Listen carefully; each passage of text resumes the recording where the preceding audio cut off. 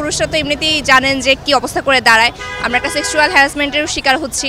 এরপর ওনাদেরকে যদি বলি যে সাইড করে দাঁড়ান বা একটু ডিস্টেন্স মেনটেন করেন, ওনারা বলবে যে তাহলে উঠছেন কিসের জন্য। হয়তো দেখা যায় যে আপনি সামনেই নামবেন, কিছুক্ষণ পরে যখন আপনি পিছন থেকে উঠবেন, উঠে বা বের হওয়ার চেষ্টা করবে, তখন যখন তারা তো দুই দিক দিয়ে, মানে এই সাইডেও আপনার পুরুষ দাঁড়ানো থাকবে, বাম দিকেও, ডানে বামে দুই দিকে।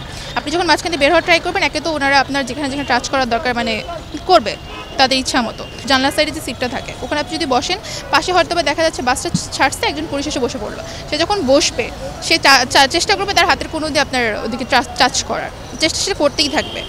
অনেক সময় দেখা যায় যে আপনি চেষ্টা করছেন, আপনি একদম মানে সরতে সরতে আপনি জানলার সাথে মিশে যাচ্ছেন, তো সে তারপরে আপনার সিটের উপরে চলে আসছে। অ্যান্ড দেন যখন আমরা বলবেন যে আসলে বাসটা থামান বারবার বলার পরে দুইবার বলার পরে কি তিনবারের বেলা তার বাস থামাবে।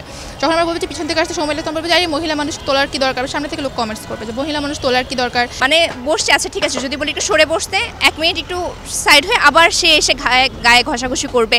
তারপরে তো পুরুষদের একটা মানে ন্যাচারাল একটা ইয়ে আছে যে কোনো দিয়ে একটা গুতা দেওয়া বা এরকম একটু হ্যাবিট থাকে। মানে আমি দেখা যায় যে জানালার সাথে একদম ঘেঁষে বসছি বা আমার কোনো আর কোথাও যাওয়ার কোনো ওয়ে নাই, কিন্তু সে আমাকে আরও ধাক্কা দিয়ে আসতেছে, এরকম একটা অবস্থা। অবশ্যই খারাপ বিহেভ করো, সবার তো মেন্টালিটি এক না যে আমার জন্য সিটটা ছেড়ে দিল। আর বাসে ওরকম পাবলিক কমই উঠে যারা হচ্ছে ডেডিকেটেড, যে মেয়েদেরকে বসতে দিবে, এরকম তো পিপল অনেক কমই উঠে। সামনে থেকে দেখা যায় যে সামনে থেকে যে মহিলাদের সংরক্ষিত সিট থাকে, মহিলা বা প্রতিবন্ধীদের যে আসনগুলো দেওয়া থাকে, ওখানে হচ্ছে পুরুষ মানুষই বসে আছে। বলা যায় তার সিট তো ছাড়বেই না, আপনার মুখও খারাপ করবে। কষ্ট করে উঠলামও, তারপরে বসার কোনো ওয়ে নেই। আবার অনেক সময় হাসি ঠাট্টা করে বলে আপনারা প্লেনে করে যান, তাও তো পারেন। সমান অধিকারটা দেওয়া হচ্ছে কিনা বা মহিলারা কতটুকু মানে আসলেই সেফ রাস্তায়, সেই জিনিসটা তো দেখা হচ্ছে না। সব বাসে লেখাও থাকে না, কিছু কিছু বাসে লেখা থাকে কিন্তু সেখানেও হয় না। আর যেগুলোতে লেখা থাকে না সেগুলোতে সম্ভবই না মহিলাদের কোনো সিট পাওয়া। হ্যাঁ আপু, এটা দেখা যায় যে আপনার একদম ইঞ্জিনের সাথে থাকে। একে তো আপনি যখন প্রচণ্ড গরমের মধ্যে উঠবেন, আপনি ওখানে বসার কোনো বয়ে থাকে না, তার উপর যে গরম, আপনার ড্রাইভারের পাশে বসতে হয়। অনেক সময় দেখা যায় তারা স্মোক করতেছে, অনেকের দেখা যায় কি মহিলা আসন দিতে হবে দেখে তারা দিয়ে দেয়।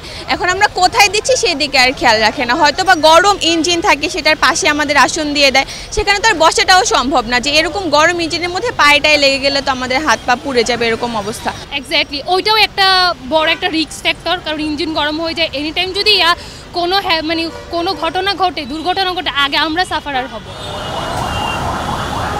হ্যাঁ, কিছুদিন আগেও দেখলাম যে একটা নতুন চালু হলো, কিন্তু ওটাতেও ভালো পরিমাণে চার্জ করে ফেললো। হ্যাঁ, বেসরকারি মহিলা গণপরিবহনগুলো তো অ্যাকচুয়ালি সবার জন্য অ্যাফোর্ডেবল না, হয়তো যাদের জন্য অ্যাফোর্ডেবল দেওয়ার গো।